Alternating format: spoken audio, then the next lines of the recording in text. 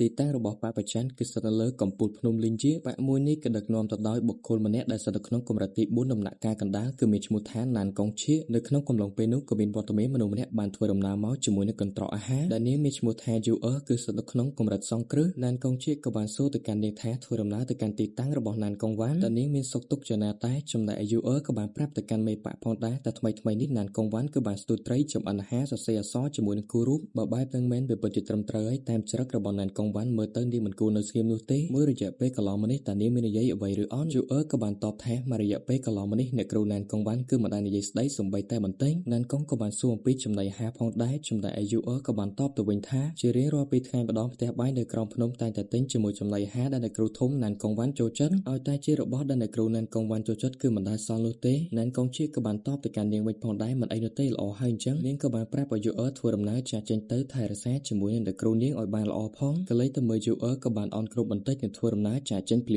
ាមណានកុងជាក៏បានគិតដូចគ្នាបើសិនជានាងបានធ្វើខុសចំពោះណានកុងវ៉ាន់ចាត់ទុកថាបងស្រីរបស់ឯងម្នាក់នេះក៏បានចម្ពាក់គុណទៅកាន់ឯងម្ដងចុះណានកុងវ៉ាន់ប្អូនស្រីនៅពេលនោះក៏មានមនុស្សម្នាក់ក៏បានរាយការណ៍ថានៅពេលនេះអ្នកនាំសារក៏បានចូលទៅកាន់នគរបៃលៀងហើយនាងក៏បានតបទៅវិញថាមិនអីនោះទេខ្ញុំដឹងហើយចាំខ្ញុំទៅស្វាគមន៍គាត់ដោយខ្លួនឯងនៅពេលនេះបព្វជិនតែមូលក៏បានប្រមូលផ្ដុំគ្នាមិនថាសិស្សឬក៏ព្រឹទ្ធាចារ្យអ្វីនោះទេការជួបជុំមួយនេះគ្រាន់តែជាការប្រមូលផ្ដុំស្វាគមន៍របស់អ្នកនាំសារតែធ្វើដំណើរមកដល់ទីនេះតែប៉ុណ្ណោះយើងក៏បានឃើញជាមួយវត្តមានរបស់ហាន់លីដូចគ្នាអត្តសញ្ញាណរបស់គេនៅពេលនេះគឺមានឈ្មោះថាយៀនខុនហាន់លីក៏ផ្សាយផ្អើលដូចគ្នាមិននឹកស្មាននោះទេថាការជួបជុំដ៏ធំបែបនេះមើលទៅភ្ញៀវកិត្តិយសនោះក៏មិនអន់ផងដែរមើលទៅមនុស្សម្នាក់ដែលបានធ្វើដំណើរមកកាន់បព្វជិនមួយនេះគួរតែមានទំនាក់ទំនងយ៉ាងជិតស្និទ្ធជាមួយនឹងបព្វជិនហើយកូនកញ្ចោសួរក៏បានលើកឡើងដូចគ្នាមិននឹកស្មាននោះទេថាបព្វជិនបែរជាយកចិត្តទុកដាក់បែបនេះទៅវិញយ៉ាងណាមិញទុកហោះក៏បានធ្វើដំណើរមកដល់ទីតាំងរបស់បព្វជិនហើយយើងក៏បានឃើញជាមួយវត្តមានរបស់តាចាស់ម្នាក់គឺបាននិយាយថាមិនចាំបាច់ជួបជុំធំដុំនោះទេធ្វើវាសាមញ្ញទៅគឺវាល្អបំផុតសម្រាប់ខ្ញុំទៅហើយនៅពេលនោះវត្តមានរបស់ណានកុងជាក៏បានបង្ហាញខ្លួនឡើងចំណែកមនុស្សជាច្រើនក៏បានអន់គ្រប់ទៅកាន់មេបកនាងក៏បាននិយាយថាអនុប្រធានសម្ព័ន្ធនគរទាំង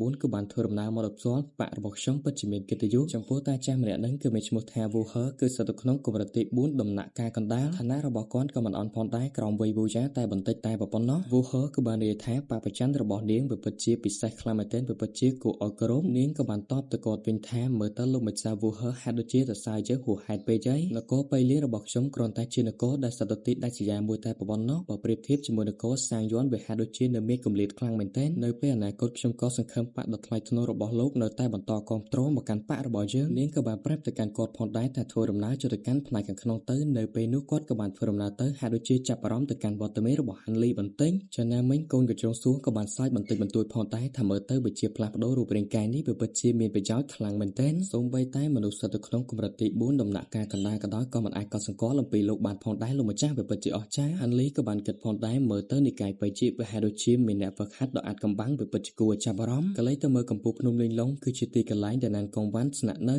វត្តមានរបស់យូអឺក៏បានធ្វើដំណើរមកដល់ដូចគ្នាជាមួយនឹងកន្ត្រកអាហារមួយកន្ត្រកទីតាំងនៅទីកន្លែងនេះហាក់ដូចជាមានជាមួយរនាំងការពារច្រើនខ្លាំងមែនទែនយូអឺក៏បានអន់គ្រប់បន្តិចក៏បានប្រាប់ទៅកាន់ណានកុងវ៉ាន់បន្ថែមទៅថានៅពេលនេះសិស្សក៏បានយកជាមួយនំមកឲ្យអ្នកគ្រូហើយទោះបីជាយ៉ាងណាក៏ដោយក៏មិនមានវត្តមានការឆ្លើយតបរបស់ណានកុងវ៉ាន់ដែរយូអឺនៅតែបន្តស្រែកហៅទៅកាន់អ្នកគ្រូរបស់នាងបន្ថែមទៀតយូអឺក៏បានគិតផងដែរតែវាអាចទៅរួចទេដែលអ្នកគ្រូណានកុងវ៉ាន់កំពុងតែរវល់ប៉ុន្តែនៅពេលនោះក៏ត្រកនំរបស់នាងក៏ត្រូវបានរបកចំណែកឯនំមួយចំណិតក៏ត្រូវបានណានកុងវ៉ាន់ចាប់យកហើយនេះគឺជាវត្តមានរបស់ណានកុងវ៉ាន់គឺនាងស្ថិតនៅក្នុងកម្រិតទី4ដំណាក់កាលដំបូងប៉ុន្តែរាងកាយរបស់នាងឥឡូវហ្នឹងគឺមានជាមួយនឹងក្បួនត្រាច្រើនខ្លាំងមែនទែនសូម្បីតែក្បួនចម្រាញ់បេះដូងក៏វាមាននៅក្នុងរាងកាយរបស់នាងផងដែរណានកុងវ៉ាន់ក៏បានសរសើរអំពីនំមួយនឹងផងដែរចំណាមិញវាមានជាមួយនឹងទឹកឃ្មុំច្រើនពេកហើយចំណែកយូអឺក៏បានអភ័យទោសចំពោះរឿងទាំងអស់នេះមួយវិញទៀតយូអឺពិតជាសុំទោសខ្លាំងមែនទែនតែបានធ្វើដំណើរចូលមកកាន់ទីនេះដោយគ្មានការអនុញ្ញាតចេញពីអ្នកគ្រូណានកុងវ៉ាន់គឺមិនបានថាអីនោះទេក៏បានប្រាប់ទៅកាន់នាងថាឲ្យធ្វើដំណើរចាកចេញទៅទុកតែកន្ត្រកនំនៅទីនេះហើយឯងគួរតែត្រឡប់ទៅវិញវឹកហាត់ឲ្យបានល្អកាន់តែប្រសើរចំណាមិញនំមួយកន្ត្រកនេះណានកុងវ៉ាន់ពិតជាចូលចិត្តខ្លាំងមែនទែនចំណែកនាងក៏បានចាប់យកជាមួយនំប្រមាណទៀតផងដែរចំណាមិញគ្រប់ពាក្យសម្ដីដែលណានកុងជាបានសួរទៅកាន់យូអឺនិងប្រាប់ទៅកាន់យូអឺសុទ្ធតែត្រូវបានណានកុងវ៉ាន់ស្ដាប់ឮទាំងអស់ណានកុងវ៉ាន់ នក៏ឆ្ងល់ផងដែរគ្រាន់តែរឿងតូចតាចតែប៉ុណ្ណឹងសោះមិននឹកស្មានថាបងស្រីរបស់នាងបែរជាធ្វើឲ្យសិស្សម្នាក់ពិបាកបែបនេះទៅវិញមើលទៅនាងល្អិតមែននោះហើយដូចជាភ័យខ្លាំងមែនទែនទោះបីជាចំណាក៏ដោយខ្ញុំក៏មិនត្រូវសើចចំអកទៅកាន់នាងដែរគ្រូរបស់ខ្ញុំនេះគឺជាព្រឹទ្ធាចារ្យម្នាក់នៅក្នុងបព្វជិនបែរជាមិនអាចចាចេញពីបន្ទប់របស់ខ្លួនឯងបានទៅវិញណានកងវ៉ាន់គឺបានដឹងបន្ថែមថានៅពេលនេះអ្នកនាំសារពិសេសមកពីសម្ព័ន្ធនគរទាំង9គឺបានធ្វើដំណើរមកដល់បករបស់នាងហើយនាងក៏បានឆ្ងល់ផងដែរតែវាអាចទៅរួចទេគឺជាមនុស្សមកពីបកហួយីនាងក៏បានគិតផងដែរនៅលើរាងកាយរបស់នាងនៅពេលនេះគឺមានជាមួយនឹងក្បួនត្រារឹតបន្តឹងច្រើនខ្លាំងមែនទែនប៉ុន្តែក្បួនត្រាទាំងអស់ហ្នឹងគឺនាងអាចបំបែកបានប៉ុន្តែមានក្បួនត្រាមួយដែលនាងមិនអាចដោះស្រាយចេញបាននោះទេគឺជាក្បួនត្រាចងបេះដូងនាងក៏ឆ្ងល់ផងដែរមិននឹកស្មាននោះទេថាបងស្រីរបស់នាងបែរជាប្រើប្រាស់ជាមួយបណ្ដាសាចងបេះដូងដាក់មកលើរូបរាងកាយរបស់នាងទៅវិញមិនដឹងថាបងស្រីរបស់ខ្ញុំនេះគឺជាមនុស្សប្រភេទណានោះទេបែរជាហ៊ានធ្វើបែបនេះដាក់ប្អូនស្រីពៅរបស់គាត់នៅពេលនេះខ្ញុំមិនអាចធ្វើដំណើរចាកចេញបាននោះទេទៅដល់ពេលណាទៅទើបខ្ញុំអាចធ្វើដំណើរចាកចេញបានទោះបីជាខ្ញុំចង់ធ្វើដំណើរចាកចេញពីទីកន្លែងនេះក៏មិនត្រូវធ្វើវាដោយបើកចំហ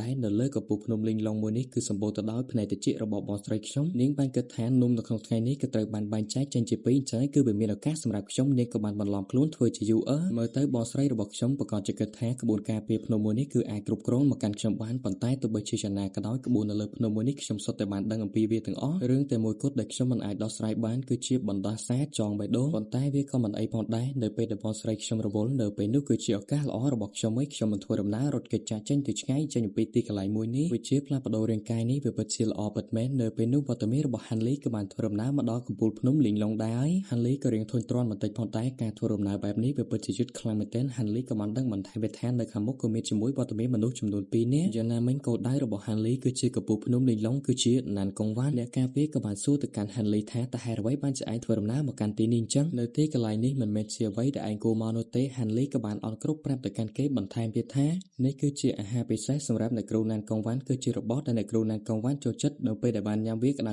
ៗទៅជាការល្អយ៉ាងណាមិញគេក៏បានតបទៅកាន់ហាន់លីថាបងស្រីយូក៏បានធ្វើដំណើរមកទីនេះអំបញ្ញមិញហើយមិនអីនោះទេឯងអាចរងចាំនៅច្រកទ្វារមកចំហៀងសិនបានយ៉ាងណាក៏ដោយឯងត្រូវតែចាំថាមិនអាចរំខានទៅដល់អ្នកគ្រូណានកងវ៉ាន់បាននោះទេហាន់លីក៏បានអរគុណនិងអន់គ្រប់ទៅកាន់ពួកគេទៅពីរបន្តិចមួយវិញទៀតឯងត្រូវចាំថាមិនត្រូវដើរលេងផ្ដេសផ្ដាស់នៅទីកន្លែងហ្នឹងឡើយអាពេលហ្នឹងក៏បានសរសើរទៅកាន់ហាន់លីថាទោះបីជាកម្រិតវឹកហាត់របស់ហាន់លីមិនសូវល្អក៏ដោយប៉ុន្តែគេពិតជាឧស្សាហ៍ខ្លាំងមែនទែនយ៉ាងណាមិញនៅពេលនេះហាន់លីក៏បានធ្វើដំណើរមកដល់ច្រកទ្វារចំណែកវត្តមានរបស់ណានកងវ៉ាន់ក៏បានធ្វើដំណើរចេញមកក្រៅគោលដៅរបស់ហាន់លីគឺធ្វើដំណើរចូលទៅកាន់ផ្នែកក្នុងចំណែកគោលដៅរបស់ណានកងវ៉ាន់គឺធ្វើដំណើរចេញមកផ្នែកខាងក្រៅពួកគេទាំងពីរក៏បានធ្វើដំណើរមកដល់ច្រកទ្វារហើយនៅពេលនោះពួកគេទាំងពីរក៏បានប៉ាជាមួយមាត់ទ្វារឡើងក៏បានឃើញជាមួយបុគ្គលរៀងៗខ្លួនហាន់លីក៏បានគិតថាមើលទៅក្មេងស្រីម្នាក់នេះគួរតែជារៀមច្បងយូរហើយហាន់លីក៏បានអន់គ្រប់បន្តិចបន្តួចចំណែកណានកងវ៉ាន់ក៏បានគិតផងដែរថាមើលទៅបុគ្គលម្នាក់នេះគឺមិនបានដឹងអំពីវត្តមានរបស់ខ្ញុំនោះទេនាងក៏បានសួរថាតើហេតុអ្វីបានជាឯងធ្វើដំណើរមកកាន់ទីនេះអញ្ចឹងចំណែកហាន់លីក៏អ៊ីងអុនបន្តិចផងដែរមិនដឹងថាត្រូវឆ្លើយយ៉ាងណានោះទេយ៉ាងណាមិញក៏ត្រត់នំនៅក្នុងដៃរបស់គេទៅហើយហាន់លីក៏បានប្រាប់ថានំមួយនេះគឺជានំថ្ម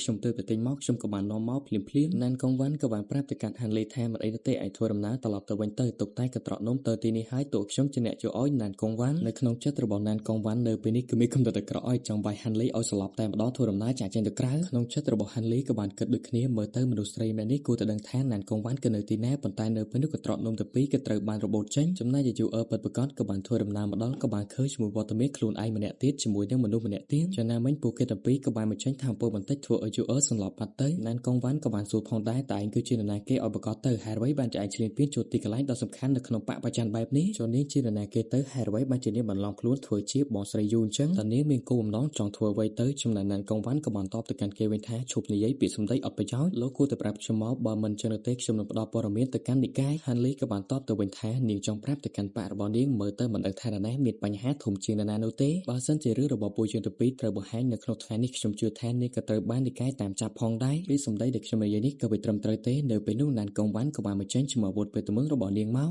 សួរទៅកាន់ហាន់លីបន្ថែមថាតើឯងគឺជានរណាគេឲ្យប្រកាសទៅនៅពេលដែលបានឃើញអាវុធមួយនេះហើយហាន់លីក៏បានចាប់អារម្មណ៍ផងដែរក៏បានដឹងថានេះគឺជាណានកងវ៉ាន់គេមិនចង់លាក់បាំងជាមួយអត្តសញ្ញាណរបស់គេបន្តទៀតនោះទេនៅពេលនោះហាន់លីក៏បានបង្ហាញជាមួយរូបរាងដ៏ពិតប្រាកដរបស់គេត្រឡប់មកវិញខានជួបគ្នាយូរហើយណានកងវ៉ាន់ទឹកមុខរបស់ណានកងវ៉ាន់ក៏បានផ្លាស់ប្ដូរបន្តិចហេតុអ្វីបានជាលោកទៅវិញយ៉ាងណាមិញនាងក៏បានប្រកែកទៅកាន់ហាន់លីផងដែរថាលោកមើលទៅច្រឡំមនុស្សហើយខ្ញុំមិនមែនជាណានកងវ៉ាន់នោះទេហាន់លីក៏បានតបទៅវិញថាបើសិនជានាងមិនមែនជាណានកងវ៉ាន់នោះទេតើនាងជាណានកងហើឬក៏ជាណានកងភីងវាចំអករបស់ហាន់លីក៏បានធ្វើឲ្យណានកងវ៉ាន់រៀងក្តៅចិត្តបន្តិចផងដែរហាន់លីក៏បាននិយាយទៅកាន់នាងថាដោយដែលខ្ញុំបានសន្យាអញ្ចឹងនៅថ្ងៃណាមួយនាងមានគ្រោះថ្នាក់ខ្ញុំនឹងចេញមកជួយនាងណានកងវ៉ាន់ក៏បាននិយាយផងដែរតើលោកពិតជា ជាចង់ជួយខ្ញុំតើលោកមេគោអំណរអ្វីនៅក្នុងការជួយខ្ញុំតើលោកជួយខ្ញុំដើម្បីអ្វីបានលើពីសម្ដីទៅអស់នឹងហើយហាន់លីក៏បានដកដង្ហើមធំបន្តិចក៏បានសម្លឹងទៅមើលណានកងវ៉ាន់ហាន់លីក៏បានសួរបកទៅកាន់នាងវិញផងដែរតែហេតុអ្វីបានជានាងហ៊ានចូលទៅក្នុងបេះដូងនៃអាណាចក្រអារក្សដើម្បីស្វែងរកខ្ញុំណានកងវ៉ាន់ក៏គ្មានពាក្យតជាមួយហាន់លីដូចគ្នាចាប់តាំងពីលោកបានធ្វើដំណើរមកកាន់ទីនេះរួចទៅហើយចឹងហើយការធ្វើដំណើរចាចេញរបស់ខ្ញុំក៏មិនចាំបាច់បញ្ញាពេកផងដែរប៉ុន្តែនៅទីកន្លែងនេះមិនមែនជាទីកន្លែងសម្រាប់និយាយគ្នានោះទេនាងក៏បានប្រាប់ឲ្យហាន់លីធ្វើដំណើរមកតាមនាងមកចំណែករាងកាយរបស់យូអឺក៏ត្រូវបានណានកងវ៉ាន់ដាក់មួយកន្លែងចំណែកនៅពេលនោះហាន់លីក៏បានប្រកួតជាមួយគ្រាប់ថ្នាំចំនួន2ពួកគេទាំងពីរក៏បានធ្វើដំណើរត្រឡប់ទៅកាន់កំពូលភ្នំលីងឡុងវិញមកដល់ទីកន្លែងនេះហើយណានកងវ៉ាន់ក៏បានចាប់អារម្មណ៍ផងដែរថានាងបានរៀបចំជាមួយរបស់របស់នាងនោះទេទីតាំងនៅកន្លែងនេះវាពិតជារញ៉េរញ៉ៃខ្លាំងមែនទែននាងក៏បានប្រាប់ទៅកាន់ហាន់លីថាកន្លែងនេះវាហាក់ដូចជារញ៉េរញ៉ៃបន្តិចហើយទោះបីជាយ៉ាងណាក៏ដោយគ្រាន់តែជាកន្លែងអង្គុយលោកអាចរកកន្លែងអង្គុយបានហាន់លីក៏មិនបានថាអីដែរក៏បានប្រើប្រាស់ថាពលរបស់គេទម្លាក់ជាមួយតុមួយអង្គុយនៅកន្លែងហ្នឹងតែម្ដងហើយកន្លែងនេះហាន់លីអត់មានធ្វើអីទេសូម្បីតែនិយាយក៏ហ៊ាននិយាយផងដែរមើលមកកូនក្មុំគេឲ្យអៀនតែម្ដងណានកងវ៉ាន់ក៏បានសួរផងដែរតែហេតុអ្វីបានជាលោកសម្លឹងមើលមកខ្ញុំចឹងតែមុខខ្ញុំគឺវាខុសពីមុនមែនហាន់លីក៏បានតបថាមិនចឹងនោះទេណានកងវ៉ាន់ក៏បានសួរទៅកាន់ហាន់លីដូចគ្នាតើលោកមានវិធីសាស្ត្របើខាត់អ្វីរយៈពេលត្រឹមតែ200ឆ្នាំតែប៉ុណ្ណោះឡើងមកដល់កម្រិតទី4បានជាពិសេសឬគោលខែបញ្ញារបស់លោកគ្រាន់តែជាឬគោលខែបញ្ញាធាតុទាំង4តែប៉ុណ្ណោះការវឹកហាត់របស់លោកនេះវាពិតជាលឿនខ្លាំងមែនទែនបើសិនជាខ្ញុំមិនស្គាល់លោកនោះទេខ្ញុំក៏មិនជឿដែរមើលទៅថាពលផ្លូវចិត្តរបស់លោកមកទ្វីបធាតុណានេះគ្មានណាអាចយកឈ្នះលោកបានឡើយហាន់លីក៏បានតបទៅវិញថាកុំនិយាយចឹងអីវាហាក់ដូចជាបំភ្លើសពេកហើយណានកងវ៉ាន់ក៏បាននិយាយដូចដងទៅកាន់ហាន់លីដូចគ្នាលោកបានឡើងចូលដល់កម្រិតទី4ខ្លាយទៅជាព្រឹទ្ធាចារ្យនៅក្នុងបកយួនលួខ្ញុំបានឮមកថាអ្នកខ្លះក៏បានយកជាមួយស្រីក្មេងធ្វើជាប្រពន្ធរបស់គេថែមទៀតនៅពេលនេះណានកងវ៉ាន់កំពុងប្រច័ណ្ឌកំពុងដេញដោលសួរទៅកាន់ហាន់លីហើយចំពោះគ្នាយើងដែលចង់ចូលមើលការសម្រាយរឿងហាន់លីលឿនៗគ្នាយើងអាចចូលទៅកាន់ក្រុម VIP របស់ខ្ញុំបានចំពោះ link ទំនាក់ទំនងគឺខ្ញុំបានដាក់នៅក្នុង comment